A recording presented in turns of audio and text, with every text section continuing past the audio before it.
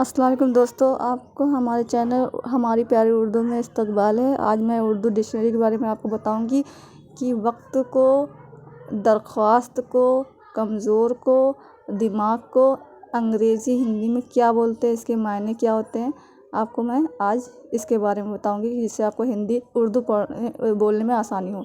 तो वक्त को बोलते हैं हिंदी में टाइम, इसके मायने होते हैं टाइम अंग्रेज़ी में, और समय हिंदी बोलते हैं। दरख्वास्त रिक्वेस्ट इंग्लिश में बोलते हैं और हिंदी निवेदन में बोलते हैं। कमज़ोर कमज़ोर को इंग्लिश में बोलते हैं वीक, और हिंदी में कमज़ोर भी बोल सकते हैं और दुर्बल भी बोल सकते हैं।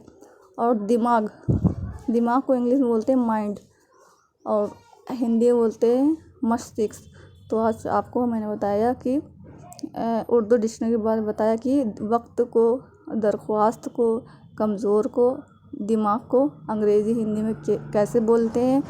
तो आपको मेरा ये वीडियो अच्छा लगा हो तो आप मेरे चैनल को सब्सक्राइब करें, लाइक करें, कमेंट करें और ज़्यादा से ज़्यादा शेयर करें, जिससे आपको उर्दू बोलने में आसानी हो।